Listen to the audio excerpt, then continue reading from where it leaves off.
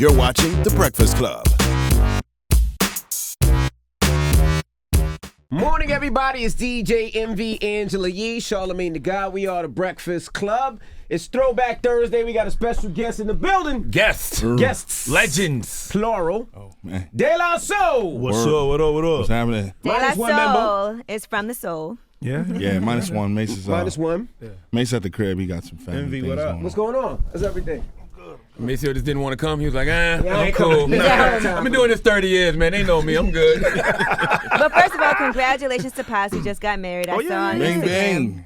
Yeah, man. Finally, You said finally. finally locked it down.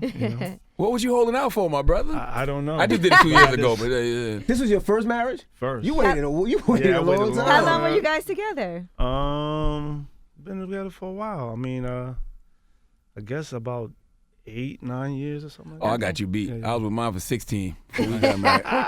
Yeah. He had to pass out on the floor for him to decide it's time to get How long married. was you engaged? That's a year. Oh, yeah. Yeah, that's a year. Okay. Yeah. Once you get engaged after being together 16 years, you can't play with it. You got to go do You it. got to I just held go off do for it. a while. You said you held off too? I was engaged for like maybe 5, 6 years. Woo! Damn. Jeez. All right. Okay. How did you manage to put that off for so long? Love. I'd have been like, Love does so it. when are we? Love. Now, did you all think you would still be able to make a living off hip hop damn near 30 years later since 3 Feet High and Rising? No, it's not that I guess we never expected to make a living off of it, period, to begin with. I mean, 3 kids out of Long Island, we just wanted to hear our music on the radio. Everything that came afterwards was a blessing, and we kind of just ran with it until we realized, okay, we got something here. Let's look at this as a business, as a brand, and push it as long as we can go. Yeah. At what point did y'all know it was a business? Because I've heard y'all say before it was a time where y'all just did it for the love, for the art of it. I don't know. What would you say? I mean, I think it probably became a business when you realize, to an extent, there were some times where executives and labels, of course, tried to, veer you in the direction of compromising what you do. And in some cases, you fold it. In some cases, you gotta work with them to make things happen. Did that happen on 3 Feet High and Rising? No, I would say later on down Right. the line, maybe third album or so. I was going to say, maybe you found out it was business when you realized you had to clear samples and everything. Oh, The yeah. samples and That why don't you give us a Me, Myself, and I repeat? Yeah. Can you sample from this? Yeah. Opposed to allowing you to, carry out your freedom. And that's when we realized it was a business. But at that time, when you do realize it, you also realize other things happening. You're locked into a deal for 7 albums, and you can't escape that. Tommy ain't my boy. Yeah, Tommy Boy. Yeah. That was Exactly. 30 years. Did y'all guys ever break up as a group? Because I can't remember y'all not touring or Nah. beefing or nothing. Nah. Because every group in hip hop has had beef, had broken up, Right, stopped right. effing with each other, stopped touring. Yeah. I mean, there's always that behind the scenes, I quit the group maybe 3 times. For what, though? Just mad? Just like, Wanna go you're home. frustrated. Yeah. Russell got to sit him mean- down like, Dave, nah, man, we got to do this tour. Dave's like, nah, I want to go home. Yeah, just a lot of it was missing home, and again, like I said, the strikes with labels. And I think that we kind of define that portion of hip hop that want to do it. We just want to be ourselves, Right. and just being made to feel like you're forced to be something else more than that. Just frustrating. So What were they trying to get De La Soul to be, though? Because, I mean, it seemed like y'all were purposely not trying to do the gangster thing. Y'all would have counted all the gangster rap that was out. So what were they trying to get De La Soul to be? I think it was just wanting us to be the same thing. Yeah. And I Always think with growth, hippies you're or always whatever, going to change, obviously. And with the album, I would hope that an artist develops. But they wanted, that hit. They wanted that Me, Myself, and I every Gotcha. time around. And it just wasn't who we were. After 4, 5, 6 albums down the line, it's like we're different people. And that was it. I understand it, why change the pattern if it's making money? But at the same time, people are people. You do change. What I loved about when De La Soul came out, the Daisy Age back then, was that you guys had a whole crew. It wasn't just De La Soul. Native tongues, baby. Yeah, the Native Tongues, and that was such a powerful movement. And I feel like we don't really have that so much today. Yeah, I mean, you have the movement. Yeah. And, All these powerful groups just coming together and saying we all family, and that's. I mean, I would TD would somewhat be like that. I would think Kendrick, Ab, and But you guys were all on different labels, right? well, yeah, you're right. You're right. Yeah. I mean, I think it still happens today. I think people unite. Subject matter might be a little different, but I think people unite and they make great records. I think people look out for each other and probably behind the scenes are giving each other advice or direction in which way to go and things to do and not do. That's all we were. Right. I think in our time it was like minds and maybe content was like minded, but I think the movement was what it was, and I think it still happens to this day. I always feel like y'all should have been on the same level as Tribe. Yeah, I mean, I think we like the fact that we see our brothers excel and do bigger things, but again, I think for De La, we never felt like there was a competition or a need to be like Tribe or anywhere near Tribe. I mean, I think for our last almost 30 years, traveling throughout the world was significant enough to satisfy our relevance and our importance in the game. Yeah. So going, we in Europe constantly. That's like that's like our backyard. Why don't you think y'all were big as a group? Wasn't much to talk about. Really?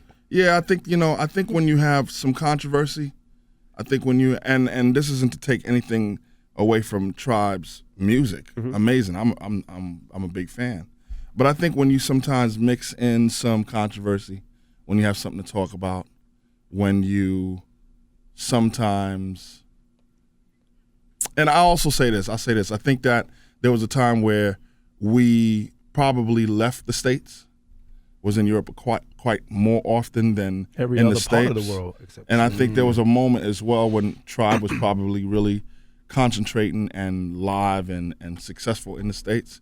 We kind of probably slipped and lost our audience somewhere. I was gonna say that because being a DJ, being from Queens, when y'all came out, it was kind of equal. It was the same vibe, the same feeling. But it kind of seemed like Tribe went, I don't want to say the younger route, but they seemed like they kept it younger in the streets of Queens. And De La Soul was kind of like, went to the older generation. Absolutely. I think again, subject matter was a little different. I think music was absolutely definitely. different. Lingo and everything. But again, like I remember the days where we was like, we heading overseas, and Tribe was like, yo, we ain't going over there. You know what I'm saying? It's not really where we want to be, and we want to stay there long. We'll just concentrate on the States. And I think a part of that kind of like slipped for us. But again, for the most part, like I said, I think traveling throughout the world, it's a good vibe and a good feeling. Whether people think that we don't stand up to the measures of another group or not, it's always felt good for us. You think y'all was on the wrong label? Meaning that, like the label just didn't see the vision, so every album they wanted y'all to be something different? I wouldn't say that, honestly. Tommy Boy, looking back on it, was a great label for us because they allowed us to be who we needed to be. They never tried to say, outside of saying, well, hey, if you did do another Me, Myself, and I, that would be great, but they never tried to make us change. They allowed us to be who we needed to be. I mean, we could feel like at times where, hey, maybe Tom Silverman from Tommy Boy didn't maybe associate with a lot of the different other labels the way, maybe Barry Weiss at Jive would hang out with this person. Sometimes with Sylvia Rohn and whoever, these labels will be kind of hanging with each other and the artists can get what they need from there. I think Tom was cool with being outside of that loop, but outside of that, he never held us back in doing whatever we want to do at Tommy Boy. Now, early in your career, they labeled y'all hippies, and y'all hated that. Why didn't y'all like that title? I think that was just I mean, it was okay because it gave us some sort of relevance to people who wasn't even into hip hop. So it opened the doors up for a bigger audience. But at the same time, I think it was for us. What we know about hip hop is, it changes. People are looking for something new. People are looking for something fresh. And I think you can easily become, run of the mill and just every day. Gotcha. And I think for us to be coming out as hippies with every album like they kind of wanted us to, it would have gotten old. It would have gotten stale. So that was the only reason. Other than that, we was always open to being creative and different and not caring about what everybody else is saying. See, I feel like they coined y'all that because they didn't have another word for positive black guys with socially conscious music. You know what I'm saying? Yeah, to an extent. Because And I think Kanye could be a hippie, but I or think it J. was Cole, also or because of, Kendrick. you're right. I think it's also because of the Daisy age. Yeah. They thought daisies, hippies, the artwork, and all Something of that. that they can associate it. Let's just say it. It was something for the white audience to associate. What's funny is that You know what I'm saying? no, it's true To be because listen, associated with, you know what I mean? That's my just the school bottom that I line. went to in Brooklyn when I was growing up, the first hip hop that all the white kids in my school really listened to was De La Soul. Yeah, And That's TDE's crew, right? Black hippie. Yeah, Black hippie. yeah, that was like the first time I was like, oh, listen to these, the white kids in my school are liking hip hop now, and it was because of De La Soul. Yeah. I was gonna say that. Are you surprised with the influences of Mos Def and Kanye and that you guys had on them? Yeah. It was nice to see. It was nice to see those kind of groups and solo artists, have some sort of life by way of what we did. Yeah. It started early on, Arrested Development and PM Dawn and groups like that. We kind of felt like, okay, Far Side. here's definitely a direct influence. But it was great to see people mature and become different artists, but expressive artists like a Mos Def and Yeah. Common. I mean, it's That was no nice. different than us realizing, like, wow, we're influencing people the way Rakim or Bismarck or whoever, Run DMC influenced us. So, to be a part of that was great. Now I have a little fun yet embarrassing De La Soul fact. Oh boy. One of y'all smashed. I didn't even know. No. So Paz called me and my friends one day. He knew one of my friends, like a couple of us, and he wanted us to come and record like a hook. the studio? You remember this? Oh, yeah. It was terrible because Was none you of on us drugs could, during this time, Paz? none of us could sing. But he was like, it's not really like a part that you got to sing, Fine, like for Bobby. real, for real. No. Right. It was so- it was Stakes is High. We was doing the song never came out. Don't stop making love to me. I remember Oh, it yeah, too. So we It had was them come in terrible. and sing it because we wanted Vinia Mojica sung something for us, and it was a little too. Flat. No, it was like kind of like we was couldn't almost sing. like wanting it to be. Y'all had Angela Yee So in the you studio. made, too. so Yeah, you said, so you Angela. said I'm It was gonna a call bunch of Angela us. Yee. Yeah, I don't- Angela, I don't understand that. one. Santi Gold. You Yeah. know. Oh, okay, now that makes sense. But we were just kids. Kid, We yeah, weren't yeah. like Santi wasn't a singer yet. Yeah. We were young. Like okay. Wow. He was like, we want to get. How did y'all get Angela Yee's number? Thing. How did Well, y'all get we met each other through doing a show at Wesleyan, right? At Wesleyan. And then we all just became cool from there. Yeah, everybody was cool. And so he was I used like- to date one of her friends. Right. Yeah. He used to date one of my friends. So they were like, okay, he wants us to come in the studio and sing this hook. It was a disaster. None of us. You got that audio? Yeah, I got it. Oh, No, you it gotta was- send the audio. It was so You brought bad. it up. So You gotta send That But might that- fly on iTunes right now, featuring Angela Yee and Santi Gold, De La Soul. I did not know that. I was like, we can't sing. No, it's cool. We don't want no real singers on Right. this. You We don't want wanted no to be real like- singers. It was like awful. Wow. I didn't know that. Now, what's an anonymous nobody? That's the name of the new album. Yeah. That's just like the innocent bystander, the person who kind of steps up to the plate and does a good deed for the greater good of everybody. Gotcha. I'm not looking for any, pats on the back, any awards or anything like that. I just step up because I feel like something needs to be done. It's obviously a contradiction of the two words. Being anonymous is because you are somebody and you're well known. Y'all printed But wax? this is Wow. But this is people who just step up for the greater good of just doing something right. Doing something that's going to contribute. Gotcha. And ain't thinking about any accolades or anything for it. And y'all got Usher on the album. Yeah. How'd y'all hook up with Usher? We had the song Greyhounds. We was trying to figure out a chorus. Once this gentleman out of L.A. Recorded this really great chorus, his texture and his tone of his voice, it sounded, it just sounded like, wow, this sounds similar to Usher. Maybe he could work for this album. So we reached out and he was down to get on. So it was definitely a great thing for him to be a part of it. Now y'all did a Kickstarter to get this album done. Yeah. How much did y'all raise? It's about just over 600,000. 600,000. Yeah. How much did it cost to record an album? This record 600,000. Nah, seriously. He ain't lying. Nah, for real. Is that only the record or is that a record promo? Everything. Oh, that's everything. Yeah, Okay. Yeah. That everything. makes sense. Yeah. Press And I up his mean, vinyl. the album itself is a lot of live musicians. So when you hear strings, it ain't nothing played. It's 12, 13 people. Yeah. Horns is 6, 8, 9 people. Well, y'all surprised at the love because y'all only wanted 110,000. Yeah, we only got Yeah. 110. And y'all got People went 600,000? crazy. Yeah. Who gave the most money? Who was the big donor? Tom Silverman. Well, yeah, Russell Peters. Russell Peters, comedian Russell Peters. Russell Peters? Yeah. Wow. He's a big fan. Mm-hmm. And we actually put up one of our plaques for contributors if they wanted to purchase.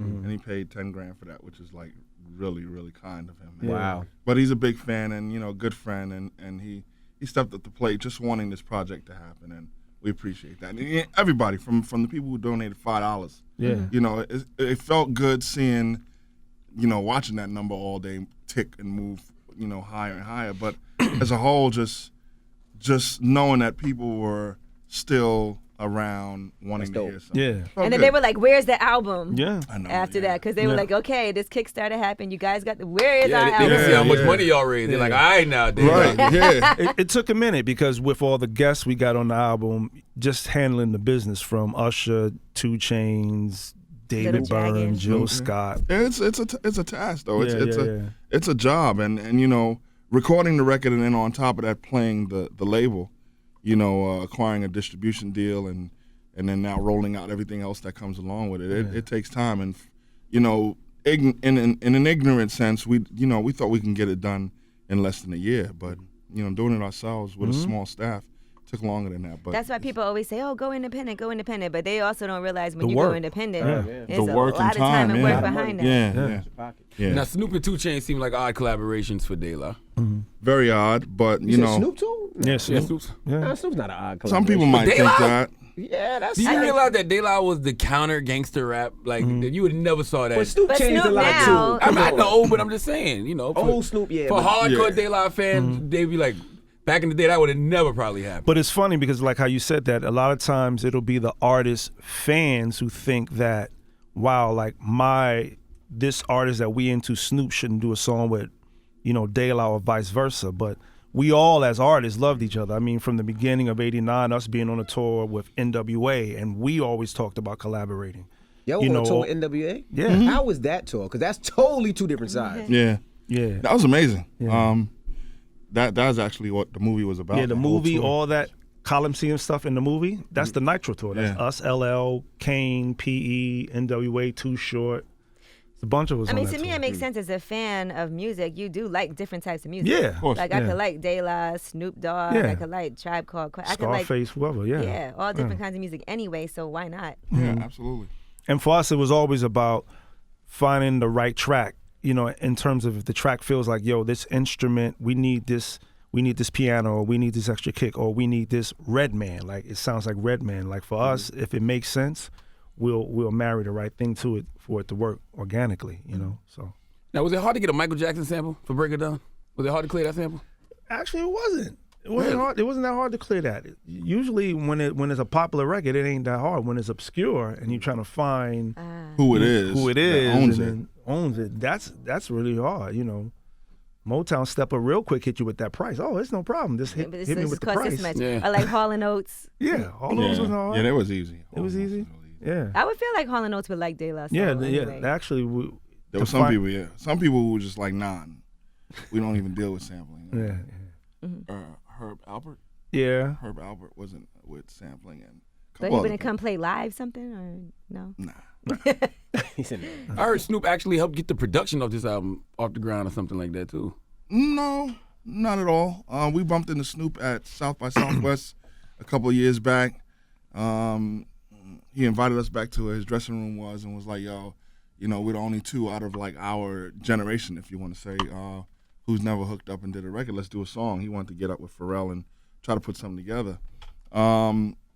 But we were busy doing our thing as well. We was like, absolutely, if something comes up. yeah, And then 2-3 years later down the line, we was like, this might be the one for Snoop. yeah. And we asked him to come on board, and he was with it. We kind of felt like the song was right for him. I don't know. But in regards to like anything else with the album, no, he didn't have no part of it at all. No, it's been a long hiatus since your last album until this album.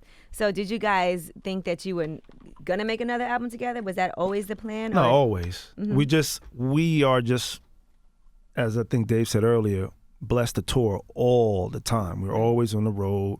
You know, we had a pretty great record with the Gorillas, and we was on tour with them for a minute. So I mean, we always working on music. We was working on a conventional De La album called You're Welcome, like with samples and everything. But we just take our time with it. You know, we obviously aren't on a label that have to keep to some type of a schedule. You know, we're blessed to travel, do what we need to do, work on different albums. We did a whole album with Nike, like the first artist to do an entire rap album with like a sneaker company. So I mean, like, we was just doing cool things like that until this finally kind of naturally came together. We were just out on the road doing it. I was gonna ask, do y'all get paid every time Nike does a De La Soul release?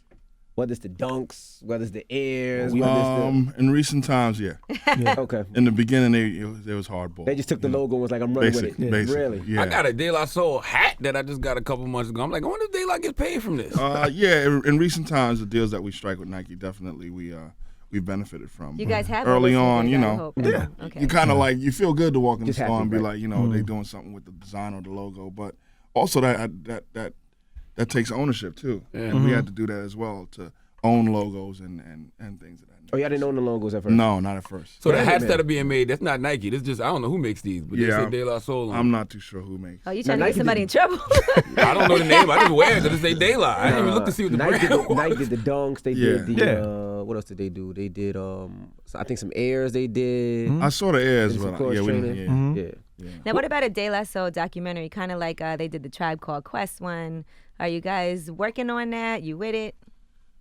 Because I'm sure I hate you to have speak for the group, but tremendous footage. yeah, we got a lot of stuff, and we're definitely putting something together now that's going to cover the whole Kickstarter and the release of this album that'll drop shortly. But for the most part, I mean, it'd be a nice thing to do, but to be totally honest, it's not like a challenge for us. We like to do things that are a little challenging, that's outside of the norm. You know, if somebody was to say, "Hey, can I possibly take this project up and do it and show you guys what I come up with?" Yeah, great. But I think us pursuing it ourselves personally, we probably want to do a play, you know, instead of That'd be doing a documentary. We just like to do things that's a little challenging, a little different. But a doc would be cool if somebody wanted to, you know, Step up to the step plate. up to These the plate. keychains are dope too, man. Thank You see the USB keychain? No, Yeah, look, and man. I feel like y'all was before y'all time. the album's on almost. In a lot of ways, because it seems like a lot of the things that these guys are doing now, whether it's from Kanye to Kendrick to Cole, even Chance the Rapper, this whole Save Money crew, that was the Native Tongues energy. Right. Because for 2 decades it was number gangster shit. Right. You know what I mean? I mean, that's like saying, that's like saying, what's PSK?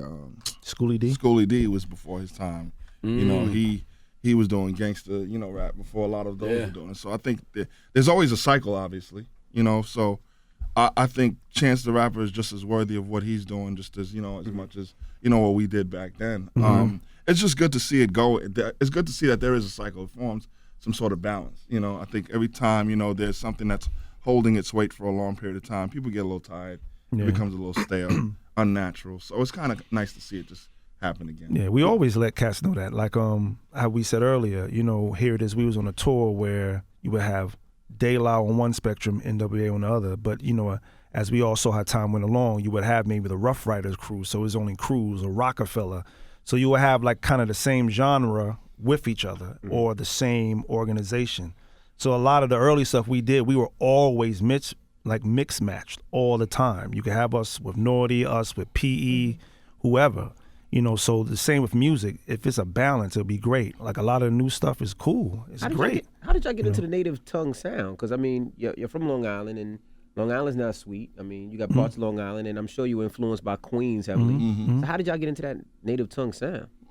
I think for us personally, it's probably just our parents' record collection. I think that's where you start from, digging in your parents' records, see what they listen to. Yeah. And it was a bit obscure. Mace family probably was reggae and funk.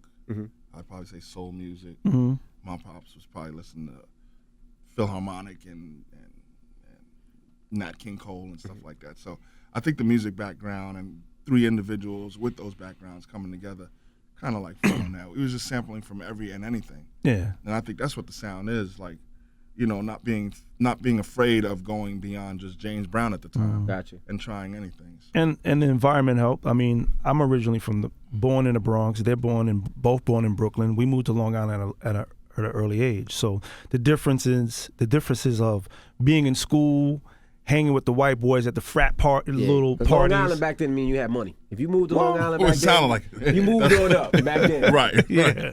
Right, So but it wasn't that way at all. Nah. I mean, what it really was is moving to a place where ethnicities were a bit more close knit, and you got to hang out with people you've never met before. Yeah. So that kind of opened us up to a lot. Oh, so the diverse sound came from y'all actually living a diverse. Yeah, life. Definitely. What artists do you guys listen to today? Do you like? I mean, for me personally, any and everything. I can listen to Drake. I can listen to Thug. There's stuff I can take from Young Thug. Anything. Honestly, anything. I mean, this new record that just came out, No Panty, with Joel Ortiz, Bodega Bams, and Nitty Scott. I'm listening to that. But it can be anything else as well. Anything, honestly. Yeah, I mean, we just try to stay students to it. Yeah. And whatever we can learn from, any artist that's coming out, as well as enjoy. Yeah. Yeah, why not? If it's good, it's good. Right. That's just the way we see music. And that's dope because a lot of the OGs, a lot of the legends, they stuck in what they had, and what they was, what they like. Exactly. Yeah. Nah, you need growth in this. I mean, we're not getting younger. Yeah. So it's like, you want to use that youthful aspect to drive you and push you on and give you new ideas and new sensibility to how to do this hip hop thing if you want to stay in it. Yeah. If you dead and done and you don't feel like being bothered, then you go in your corner and hate all you want. But we're trying to continue this thing as long as we feel good about it. And feeling good about it is embracing what's happening today. Yeah. And y'all stay touring. Y'all about to go on tour now, right? All the time. On a world tour at that. For a minute. Yeah, we heading out to Brazil, Africa, and Australia, and a whole Shanghai, bunch of a places, whole bunch of stuff. Yeah. You're not worried about Zika or nothing? Man, I'm in Miami. It's Zika down there, so I can't escape it. And then with 3 Feet High and Rising, it'll be 30 years in what, 2 years? I think so. I think about 2 years, yeah. 3 Feet High. Y'all got to do a doc or something for that. Yeah, man, 30 years is nothing to sneeze at in any profession. Well, if y'all need me to sing. Oh, yeah. Yeah, right. Word.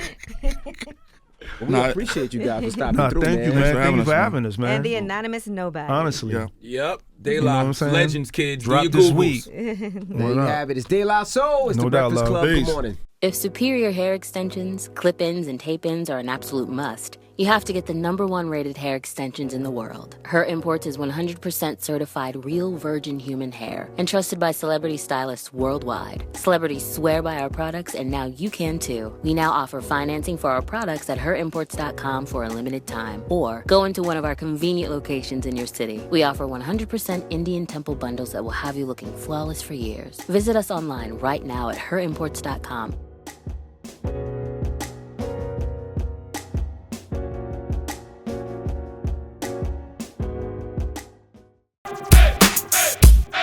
The Breakfast Club. Every weekday morning. Tune in